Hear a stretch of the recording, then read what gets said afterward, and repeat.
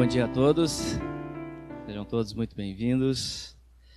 Uma alegria estarmos aqui reunidos, louvando e cultuando ao nosso Deus e termos o privilégio de continuarmos estudando a palavra do Senhor. E vamos continuar então o nosso estudo em Gálatas, a carta que Paulo escreve para as igrejas que foram plantadas por ele em sua primeira viagem missionária, mas que estavam sendo invadidas por falsos mestres, falsos pregadores, que pregavam a necessidade de se guardar a lei junto com a fé em Cristo para a salvação. E eles criticavam a mensagem de Paulo também, o evangelho que ele pregava, e a sua autoridade como apóstolo também era questionada. Sendo assim, nós temos visto logo no início da carta que Paulo vem defendendo a origem divina do evangelho da graça que ele recebeu diretamente do Senhor, defendendo também a origem divina do seu apostolado, foi comissionado pelo próprio Senhor Jesus Cristo. E semana passada vimos que Paulo ressaltou a plena unidade doutrinária dele com os outros apóstolos. Estavam pregando exatamente o mesmo conteúdo, o mesmo evangelho da graça. Então, existe apenas um único evangelho para a salvação de todos, só que é um evangelho pregado para diferentes povos. E vai ter aplicações, terá aplicações diferentes, contextualização, principalmente nesse contexto ali no primeiro século, né, entre judeus e gentios, mas na sua essência o evangelho será o mesmo para todos. E Paulo lutava pela pureza deste evangelho. Ele estava muito atento sobre a importância de preservarmos, né, esse evangelho com toda a clareza, com toda a precisão. Inclusive ele teve aquele embate com os judaizantes lá em Jerusalém e não aceitou a circuncisão de Tito naquele momento, porque representaria afetar as bases do evangelho, porque eles exigiam aquilo para o Tito ser considerado um cristão completo. Ele é um gentil, e Paulo não, aqui nesse momento não foi conivente com isso. E hoje veremos que Paulo segue defendendo este evangelho. E para isso ele vai citar mais um episódio de conflito, de confronto, só que dessa vez com seu amigo, o apóstolo Pedro. E esse é um episódio muito marcante na história da igreja e de certa forma constrangedor, os dois maiores líderes, os dois maiores apóstolos em conflito. Pois Pedro manifestou atitude contrária ao evangelho da graça. E para entendermos este episódio, devemos lembrar um pouquinho o pano de fundo, o contexto. E os irmãos lembram, nós já estudamos lá no livro de Atos, bem no início da história da igreja, haviam basicamente dois grandes centros do cristianismo, duas grandes igrejas missionárias. Uma delas, a primeira, estava situada em Jerusalém, que é onde tudo começou. Lá começa a pregação do evangelho, onde Jesus foi crucificado, ressuscitou. E esta igreja era composta por judeus. E essa foi uma fase de transição. Pois muitos judeus convertidos, eles estavam aprendendo que as leis cerimoniais do Antigo Testamento, todos aqueles rituais de purificação, sistema de sacrifícios, eles não eram mais necessários serem observados. Por quê? Porque eles já haviam cumprido o seu propósito, que era apontar para Jesus, o Messias prometido. O livro de Hebreus depois vai ensinar muito bem essa questão. A lei cerimonial no Antigo Testamento, ela tinha um propósito de ensino, era didático na revelação progressiva de Deus, e ela ensinava principalmente que nenhuma pessoa pecadora pode entrar na presença desse Deus Santo sem se purificar. Nenhuma pessoa, e todos somos pecadores, ninguém entra na presença do Deus que é infinitamente santo sem antes ser purificado. E isso, obviamente, no final das contas, apontando para Jesus, o Cordeiro de Deus que tira o pecado pelo seu sacrifício na cruz, ou seja, é somente pela fé em Jesus que somos perdoados, purificados, justificados e completamente aceitos na presença de Deus. E muitos judeus convertidos entenderam isso. Estavam entendendo isso, diferente dos judaizantes legalistas, que interpretavam a lei errado. Mas muitos judeus crentes entenderam que eram salvos pela graça, mediante a fé em Cristo somente, conforme o Antigo Testamento já ensinava. Tudo muito claro nas Escrituras. Porém, nessa fase de transição, muitos deles ainda conservavam algumas práticas judaicas, circuncisão, restrições alimentares, eles continuavam praticando isso, não para a salvação, mas como parte da cultura deles. Eles cresceram com isso inculcado na sua vida e, de certa forma, isso era respeitado. Paulo respeitava estas questões, desde que eles não colocassem o coração nessas coisas e desde que não exigissem dos gentios ou dos outros povos que praticassem isso para serem cristãos completos. Isso nessa fase de transição importante na história da igreja. Então os judeus estavam entendendo, mas alguns ainda exageravam um pouco, se orgulhando até desses distintivos em detrimento das outras nações, e isso tinha que ser tratado à luz do Evangelho. Né? Então Pedro, ele está inserido nessa igreja, nesse contexto. A igreja de judeus lá em Jerusalém, como os demais apóstolos. O outro grande centro do cristianismo se localizava mais para os lados da Síria, mais ao norte, na cidade de Antioquia. Antioquia era uma grande metrópole, com pessoas de várias partes do mundo, e uma igreja foi fundada lá, por missionários judeus, como nós estudamos lá em Atos, capítulo 11, e era uma igreja constituída, na sua maioria, por gentios, que inclusive se tornou o grande polo missionário entre os gentios. E Paulo pastoreou essa igreja. Paulo, junto com Barnabé, por muitos anos pastoreou essa igreja e estava convivendo ali naquele ambiente, com os costumes diferentes dos judeus. Então, é um único evangelho com aplicações diferentes nesses dois grandes centros. E por que eu estou dizendo tudo isso? Porque é exatamente neste contexto que Pedro sai de Jerusalém, a igreja composta por judeus, e foi visitar Paulo na igreja de Antioquia. Talvez querendo devolver a visita que Paulo fez, como nós estudamos na semana passada. Foi lá para ver como ia o trabalho lá na igreja entre os gentios, e foi lá então retribuir essa visita nesta igreja, e é neste momento que ocorre a recaída de Pedro e a repreensão de Paulo para com o apóstolo e amigo Pedro. Então vamos estudar esse episódio hoje, vamos buscar entender melhor o que aconteceu e depois tentar tirar algumas lições para nós hoje, ok? Para começar, vamos ao nosso Deus em oração. Pai Celestial, obrigado pela Tua graça em Cristo, nossa única esperança. Obrigado, Senhor, porque Tu és o Deus Santo, Deus eterno, Deus digno de toda a nossa adoração, de todo o nosso louvor. O Senhor é o Criador, o Deus onipotente, onipresente, onisciente. O Senhor é majestoso em glória.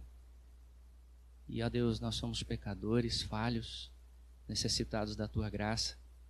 E, ó Deus, obrigado por Teu imenso amor demonstrado na cruz do Calvário em Jesus, que atrai para o Senhor pessoas de diferentes povos, raças, etnias, línguas, diferentes classes sociais, níveis intelectuais. Ó Deus, todos que se prostram a Jesus são adotados em Tua família, Senhor, e aceitos como filhos e amados eternamente.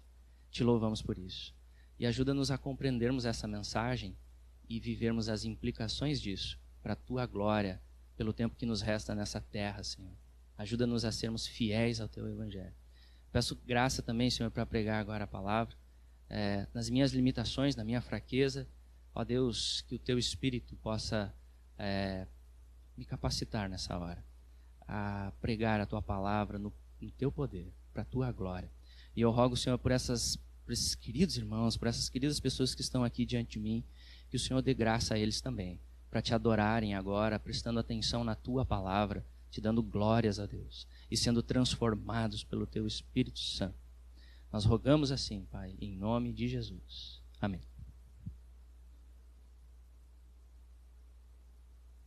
Muito bem, vamos ler então a partir do verso 11 e vamos observar ali a chegada de Pedro a Antioquia.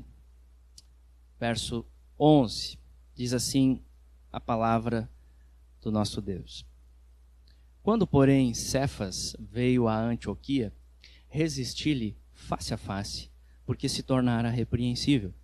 Com efeito, antes de chegarem alguns da parte de Tiago, comia com os gentios. Então vamos entender o que aconteceu aqui. O texto diz que Pedro chegou à igreja de Antioquia, aquela igreja de muitos gentios. E com certeza ele deve ter sido muito bem recebido. A igreja é em festa. Um grande líder chega à igreja, um líder tão importante, e deve ter recebido Pedro convite para pregar no domingo, e as pessoas comentando, Pedro vai pregar, ele está aqui entre nós. Pedro participou das refeições também, que era comum, as festas ágape. Cada pessoa trazia um alimento de sua casa e eles tinham refeições em conjunto ali, um pouco parecido como fazemos com a Sojipa de vez em quando, temos os nossos almoços aqui. E Pedro participou dessas refeições sem problema nenhum, tendo comunhão com os irmãos, comendo entre os gentios, sem preocupação em relação às restrições alimentares dos judeus. Pedro se comportava como gentil entre os gentios. E a verdade é que Deus já vinha trabalhando em Pedro. Nós estudamos isso, nós estamos observando, lemos lá em Atos. Deus já vinha trabalhando em Pedro. Pedro já tinha solidificado as suas convicções no Evangelho da Graça, de que os gentios convertidos faziam parte da igreja de Cristo, igualzinho aos judeus. Inclusive, foi ele mesmo, Pedro, que abriu a porta para a evangelização dos gentios. Lembram? Quando ele foi lá pregar para o Cornélio, em Atos 10? Ele foi o que deu o pontapé inicial ali, oficialmente, digamos assim. Deus deu aquela visão dos animais puros e impuros no lençol, e Pedro entendeu que não deveria fazer distinção entre gentios e judeus. Ninguém é mais puro diante de Deus em virtude de sua etnia, seus costumes. Por isso Pedro então chega lá em Antioquia agora, sendo fiel às suas convicções no Evangelho. Ele se une aos gentios para comer e ter plena comunhão com aqueles irmãos em Cristo. Seus antigos escrúpulos judaicos foram vencidos. Porém, o texto, à luz do Evangelho, Porém, o texto nos mostra que Pedro teve uma séria recaída. E isso aconteceu exatamente depois que um grupo de irmãos judeus mais radicais, lá da igreja de Jerusalém, onde Tiago era pastor, vieram para Antioquia também. E com a chegada deles, Pedro começou a mudar de atitude. E por isso se tornou repreensível, como diz o texto. E vamos ler o que aconteceu. Que atitude foi essa de Pedro? Vamos continuar a leitura, verso 12. Quando, porém, chegaram, afastou-se e por fim veio a apartar-se, temendo-os da circuncisão. E também os demais judeus dissimularam com ele, a ponto de o próprio Barnabé ter se deixado levar pela dissimulação deles. Pedro se afastou e passou a não comer mais com os gentios, com medo dos seus compatriotas judeus. Então, o que aconteceu é que a teologia de Pedro continuou a mesma. Suas convicções não mudaram, mas a sua atitude agora estava em desacordo com a sua teologia. Pedro dizia uma coisa e fazia outra. E qual é o nome disso? Hipocrisia. Hipocrisia, que é o que o texto está dizendo aqui. Dissimulação. A presença daqueles irmãos judeus não mudou a doutrina de Pedro. Mas o apóstolo passou a ter medo. Pedro pode ter começado a pensar coisas do tipo: o que esses irmãos judeus vão pensar de mim, comendo tão à vontade no meio destes gentios? Como que vai ficar a minha reputação lá em Jerusalém quando essa notícia se espalhar? E assim Pedro foi se esquivando aos poucos, nas refeições não sentava mais tanto com os gentios, até se separar completamente e ficar só no seu grupinho com os judeus. E meus irmãos, notem que Pedro entende bem a doutrina da justificação pela fé. A teoria, ela está bem gravada. Mas no processo, ele ainda tem falhas em assimilar esta doutrina na prática. E teve uma séria recaída. E assim, com a sua atitude, ele estava comunicando para os gentios que eles eram cristãos de segunda classe. Estava faltando algo para eles, e que se quisessem ter verdadeira comunhão com ele, precisariam se tornar judeus também como ele era, adotando os seus costumes. E eu pergunto, será que nós não podemos manifestar atitude semelhante também? Keller diz o seguinte: em poucas palavras, o pecado de Pedro foi o nacionalismo. Ele insistiu em que os cristãos não podem agradar a Deus de verdade a menos que se tornem judeus. O nacionalismo é só uma forma de legalismo. O legalismo busca algo além de Jesus Cristo, a fim de se apresentar aceitável e puro diante de Deus. Ele resulta sempre em orgulho e medo no campo da psicologia e em exclusão e conflito no campo social. Hoje em dia, há muitos exemplos de comportamentos sociais exclusivistas, semelhantes, baseados em quê? No fracasso em compreender e praticar a justificação pela fé. E aí ele começa a nos dar uma série de exemplos. Um deles é o sectarismo. É muito fácil acentuar nossas diferenças para mostrar a nós mesmos e aos outros que nossa igreja é superior ou melhor, como falamos semana passada. Pegar as coisas essenciais, brigar por elas, ou colocar as coisas não essenciais em pé de igualdade com as essenciais. É Cristo mais a forma como nos vestimos, por isso somos melhores. É Cristo mais a forma como nós conduzimos o nosso culto, por isso somos melhores. É Cristo mais a bandeira da nossa teologia, por isso somos melhores. É fácil isso acontecer, ele segue. Outro exemplo é quando se levantam atitudes classistas, nacionalistas ou racistas do mundo para dentro da igreja. Todos conhecemos cristãos que se enquadram em classes, grupos ou tipos de personalidade que eram objeto do nosso desdém na vida que levávamos antes fora da igreja. Cristãos da classe operária podem ter aversão aos provenientes de um ambiente mais refinado, e o contrário também, os mais ricos desprezando os mais pobres e vice-versa, os mais pobres também desprezando os mais ricos. Cristãos de determinada posição política podem se aborrecer com a presença daqueles do outro extremo do espectro. Isso é muito importante para os nossos dias aqui no Brasil, nos tempos que vamos viver esse ano. Precisamos estar atentos.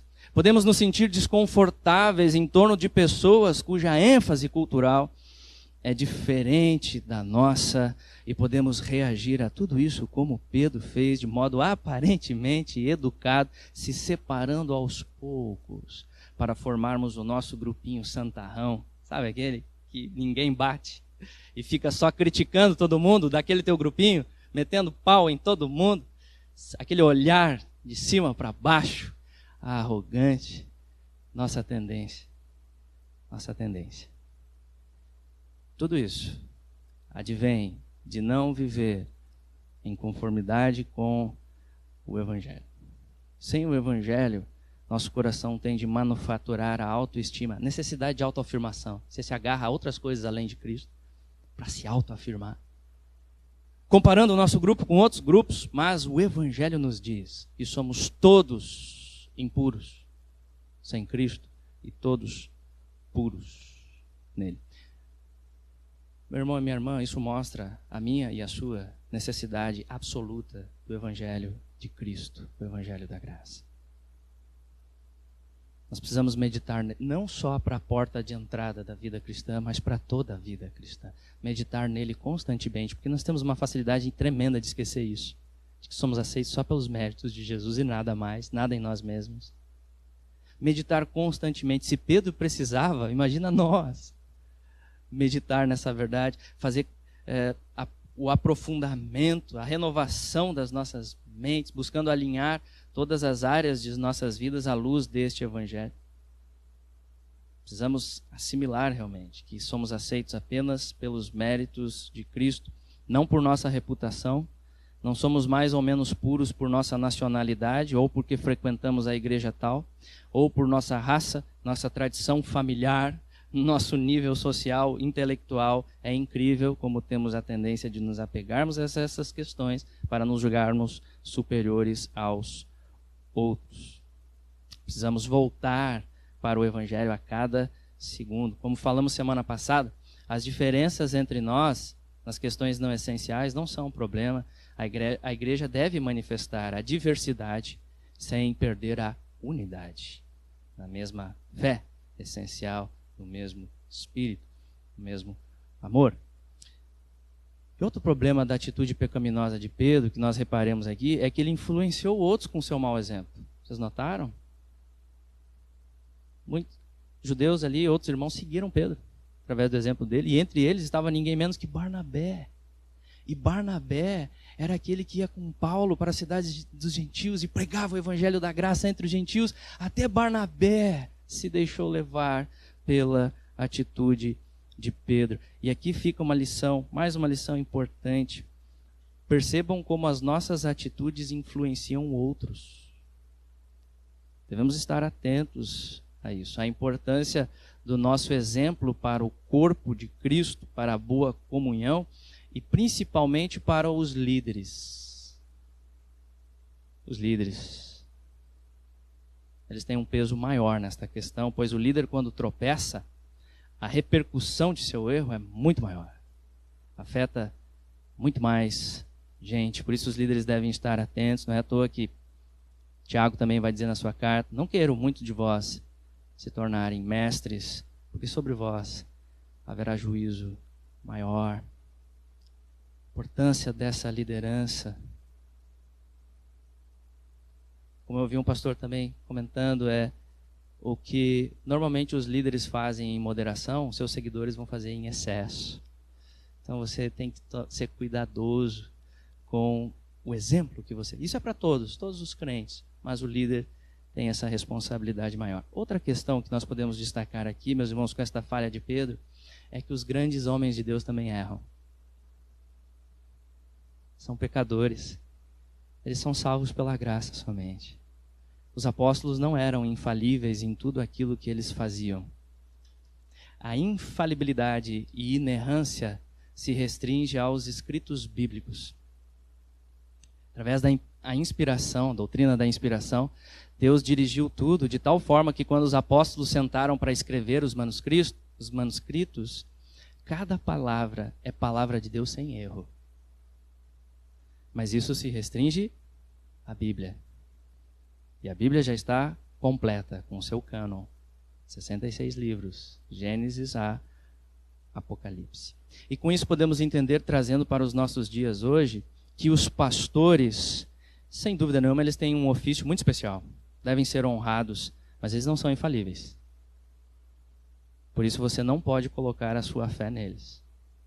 Somente no supremo pastor deles, Jesus Cristo. Se você colocar a fé neles, você está roubado. Que nem as pessoas falam, né? Ah, esse é o meu discípulo. Fulano de tal é meu discípulo. Se ele realmente for seu discípulo, ele está perdido. Está indo para o inferno. Devemos ser discípulos de Cristo. Como Paulo falava, sejam meus imitadores, como eu sou de Cristo. Mas o nosso exemplo nunca será perfeito. Por isso precisamos sempre de Cristo. E a suprema autoridade na igreja deve ser sempre a palavra de Cristo. Por isso nós costumamos dizer aqui na igreja também que se você ouvir o pastor falar aqui do púlpito, seja quem for, pregando aqui, algo que você não entendeu, algo que não está de acordo com a Bíblia, você pode e deve vir falar com o pastor. Claro, com amor, né? Não dando pancada, chega suave. Mas falando, pô, pastor, acho que não. Ó, a Bíblia diz isso, você falou isso. O que você quis dizer com isso? Você pode. O pastor, ele é uma pessoa comum, salvo por graça. Ele não é aquele ungidão intocável. Não. Você deve fazer isso para a edificação. O pastor não é dono da verdade, ele pode falhar. Necessitado, é um pecador necessitado de graça como qualquer um, mas separado e capacitado por Deus para este incrível ofício de pregação da palavra. E quando ele é fiel às Escrituras, a igreja cresce e é muito abençoada. Amém? Avançando no texto, vamos observar que Paulo, ao perceber essa situação de Pedro, perceber essa questão, ele repreende Pedro. Vamos ler o versículo 14.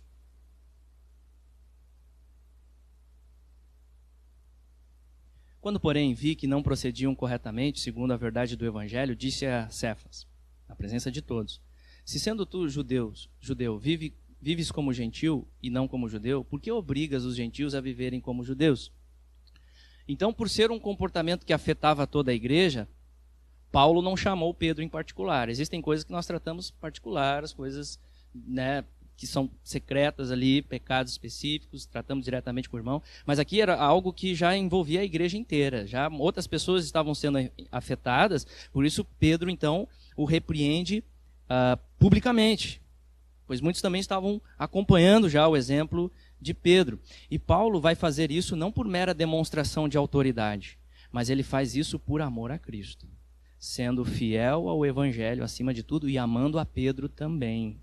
Paulo era tanto apóstolo quanto Pedro, mas acima disso tudo estava o Evangelho. Acima deles estava o Evangelho. Por isso ele repreendeu Pedro por sua atitude de dissimulação, sua inconstância, a incoerência com aquilo que pregava e a sua atitude depois da chegada dos judeus, constrangendo os gentios a viverem como um judeu. Como nós já falamos sobre a atitude de Pedro. Mas eu pergunto, qual foi a reação de Pedro? Você já se perguntou sobre isso? Porque não deve ter sido fácil. Imagina ser repreendido na frente de todos, um grande líder, um grande apóstolo, tomando uma baita repreensão daquelas. Como que ele reagiu? Quem é você, Paulo, para dizer isso? Você sabe com quem você está falando? O grande apóstolo Pedro. Não foi assim. O texto aqui não mostra. Mas nós temos alguns outros textos que nos dão algumas pistas de como que foi a reação de Pedro. Uma delas é que, se entendemos que este episódio aconteceu antes do concílio de Jerusalém, podemos concluir que Pedro acatou a repreensão de Paulo. Pois lá em Atos 15, ele está unido a Paulo, defendendo o evangelho da graça entre os gentios e suas implicações de não exigir deles os costumes judaicos para a comunhão na igreja. Pedro reconheceu o seu erro. E além disso, anos depois deste episódio, Pedro escreve a sua segunda carta. Anos depois disso ter acontecido. E ele, no final da carta, fala sobre Paulo. E vocês já notaram a expressão que ele usa? Quando ele vai se referir a Paulo, ele diz: nosso amado irmão Paulo vos escreveu segundo a sabedoria que lhe foi dada. Fica muito claro que Pedro não guardou nenhuma mágoa depois deste duro episódio com Paulo. Foi repreendido publicamente, mas não ficou ressentido. Muito pelo contrário, ele expressa seu amor por Paulo, aquele que o repreendeu quando ele mais precisava, com toda a sabedoria. Isso mostra a nobre humildade de Pedro como verdadeiro apóstolo, verdadeiro homem de Deus. E grandes homens de Deus também erram. Mas a grande diferença é que quando isso acontece, pela graça, estes homens se humilham. Acatam a repreensão, se arrependem, voltam para o caminho da obediência ao Evangelho e, em vez de ficar criticando aquele que o repreendeu, o amam ainda mais. Verdadeiros servos reconhecem os instrumentos que Deus graciosamente usa para corrigi-los quando necessário. E isso é graça de Deus também. Amém? E vamos concluir, amados, com mais algumas aplicações. Que outras lições podemos tirar deste episódio para nós hoje? Em primeiro lugar, eu destaco a importância de crer e viver em conformidade com o verdadeiro Evangelho. Nossa doutrina conectada com a prática. Como vimos, Pedro tinha doutrina correta, mas por um momento suas atitudes foram contrárias às suas convicções. E isso pode acontecer com todos nós. Hipocrisia. Por isso precisamos voltar para este Evangelho constantemente, entendendo que no processo de santificação todas as áreas de nossas vidas precisam ser realinhadas à luz deste Evangelho que nos ensina que somos piores do que imaginamos.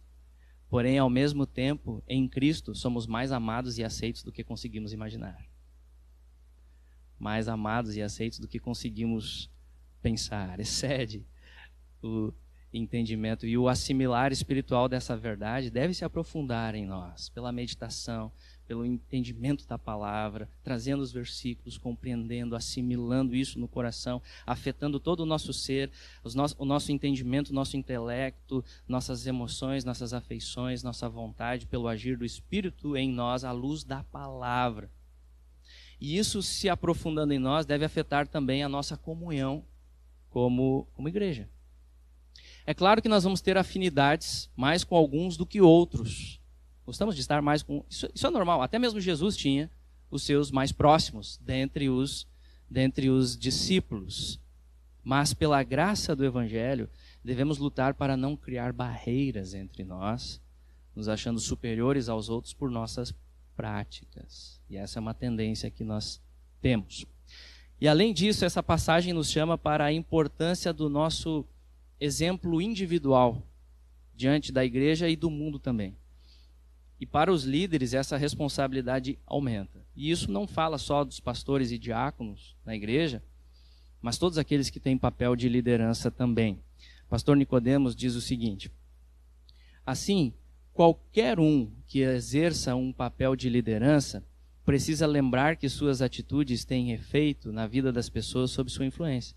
Quando o pai ou a mãe erram, ou pior, quando insistem no erro, dissimulando, os filhos observam e aprendem da maneira errada. Olha a responsabilidade dos pais. O professor de escola dominical ou que atua profissionalmente em algum nível da educação formal. Olha os professores. O chefe de um departamento de empresa ou qualquer outro tipo de líder tem ascendência sobre muitas pessoas e o que fazem de errado acaba corrompendo seus alunos, subalternos e liderados. Devemos, pois, orar como salmista. Não fiquem frustrados por minha causa os que esperam em ti, ó Senhor, Deus dos exércitos. Não passem vexame por minha causa os que te buscam, ó Deus de Israel. Salmo 69, 6. Essa era a oração de Davi e deve ser também a nossa. Que por causa de nossos erros, outros não venham a tropeçar também. Uma das piores consequências do pecado é que, além de ficarmos numa situação difícil diante de Deus, podemos induzir os que nos cercam ao mesmo erro.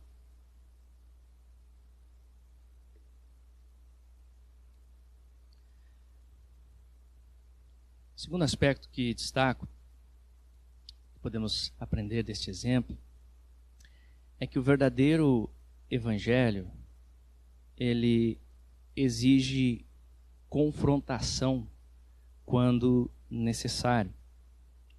Muitas vezes na vida cristã nós somos chamados a repreender pessoas. E algumas vezes essas pessoas serão as mais queridas e próximas a nós. E isso não é fácil. Não é nada fácil. Mas se somos verdadeiros discípulos, devemos lembrar que nossa lealdade a Cristo e ao Evangelho deve ser maior do que todos os nossos relacionamentos. O próprio Senhor Jesus disse: se alguém deseja seguir-me e ama seu pai, sua mãe, sua esposa, seus filhos, seus irmãos e irmãs, e até mesmo a sua própria vida mais do que a mim, não pode ser meu discípulo. E aqui neste episódio nós percebemos Paulo colocando isso em prática. Seja quem for, Paulo colocando em prática, confrontando o seu grande amigo Pedro, percebendo que a verdade do Evangelho estava ameaçada perante a igreja com a sua atitude. E então era algo bem importante, era uma questão essencial do Evangelho, por isso que exigia realmente essa confrontação mais incisiva, mais direta. E como diz Provérbios, melhor é a repreensão franca do que o amor encoberto. Leais são as feridas feitas pelo que ama. E isso é bem difícil para nós, né? Porque a nossa tendência é fazer vista grossa do pecado, ainda mais nessa época do politicamente correto. Parece que repreender alguém é total falta de diplomacia, total falta de amor. Mas isso não é verdade. Não é verdade. Somos chamados no Evangelho a falar a verdade em amor, com jeito, com paciência, com respeito. Mas não deixar de falar. Porque a forma como você comunica também é importante. Então, mas você não pode deixar de comunicar amando verdadeiramente a pessoa e, acima de tudo, Cristo. A verdade do Evangelho sendo preservada. E por outro lado, amados, além da repreensão, nós precisamos aprender aqui com o texto a receber a repreensão com humildade, como Pedro recebeu. Isso também é muito difícil. Receber a repreensão, ser confrontado. Você errou. Receber como Pedro recebeu e se humilhou, reconheceu sua falha, não guardou o ressentimento de Paulo, pelo contrário, o amou mais. Como diz também Provérbios, quem ama a disciplina, ama o conhecimento, mas o que aborrece a repreensão é estúpido. Por isso eu pergunto, como que você reage diante da repreensão? Qual é a sua reação? Isso fala muito sobre a maturidade da sua fé. Você aborrece a repreensão? Fica ressentido? Reativo? Busca responder na mesma moeda? Como que você reage? Ou você busca ponderar o que ouviu? Sim, no impulso o sangue sobe. Dá aquela vontade de chutar tudo. Mas aí você respira, conta até 10, dá uma respirada, coloca em oração. E se for verdade, chega a agradecer a repreensão do irmão, que teve coragem, que amou você verdadeiramente e teve coragem de chegar na sua cara e falar a verdade. Isso não é fácil, amados. Isso só pela graça do Evangelho. Só a graça do Evangelho pode nos ajudar a reagirmos assim e que possamos crescer com essa humildade e não sermos orgulhosos, estúpidos, como diz o texto de Provérbios e como temos a maior facilidade de sermos. Que Deus nos ajude. E por fim, este texto nos lembra a nossa completa necessidade do verdadeiro Evangelho. Meus irmãos, se o grande apóstolo Pedro teve essa recaída, isso mostra o quanto todos nós estamos sujeitos também. E essa realidade deve aumentar o nosso senso de humildade e dependência da graça de Deus. Aquele que pensa que está em pé, cuidado. Aquele que pensa, aquele que pensa que está em pé. Cuidado para que não caia. E ao mesmo tempo, louvado seja Deus pelo Evangelho da graça, a nossa única esperança de salvação. Porque quando nós olhamos à luz das Escrituras a nossa miséria, é muito claro, fica límpido, como a luz do meio-dia, que a única esperança que temos é Cristo. O único que obedeceu a lei com perfeição, o único que não pecou, o único Deus encarnado que se entregou por nós para livrar-nos da ira de Deus. Glórias a Deus pelo Evangelho da graça. Somos pecadores, mas Deus, rico em misericórdia, pelo sacrifício do seu próprio Filho amado lá naquela cruz, proporciona a todos nós que cremos salvação completa e perfeita, independente do nosso desempenho. E agora não somos mais objetos da ira, mas filhos eternamente amados em Deus. Por isso, amados, quando pecamos como crentes, não perdemos a salvação. Aquele que Jesus salva, ele salva bem e salva até o fim. Não perdemos a salvação. O amor dele está selado através do seu sacrifício na cruz e garantido. O selo do Espírito está no verdadeiro crente, o verdadeiro cristão, aquele que realmente entendeu o Evangelho, se rendeu a Cristo. Não perdemos a salvação, mas a comunhão é afetada pela dureza de nossos próprios corações. Perdemos a alegria da comunhão através dos nossos pecados. Por isso o crente não é indiferente ao pecado. Então, se você hoje tem consciência de que falhou em áreas específicas, talvez o Senhor esteja mostrando para você, talvez semelhante a Pedro, semelhante à atitude de Pedro. Se você tem consciência disso, confesse isso ao Senhor. Vá ao Senhor em arrependimento, em confissão, pecados específicos, talvez pessoas que você precisa retratar. Confesse isso.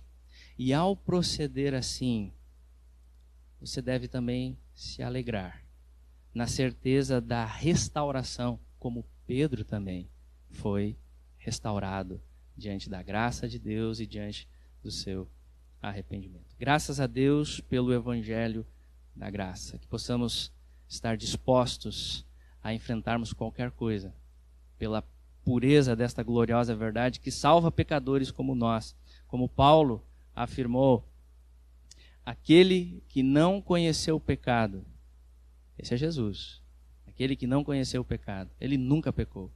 Ele o fez pecado por nós, ele, Deus Pai, fez pecado por nós, para que nele, em Jesus, fôssemos feitos justiça de Deus. Esse é o coração do Evangelho. Jesus, a nossa justiça, nele nós temos salvação plena, somente pelo Evangelho da graça.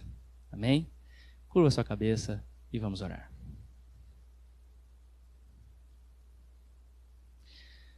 Senhor, nós te louvamos e agradecemos a Deus por tua palavra, por esse episódio que nos ensina tanto. Obrigado, Senhor, porque o Senhor é gracioso e, como um pai, disciplina os seus filhos, mostra o caminho, nos ajuda, Senhor, através da palavra, através dos irmãos queridos também, Senhor, na igreja.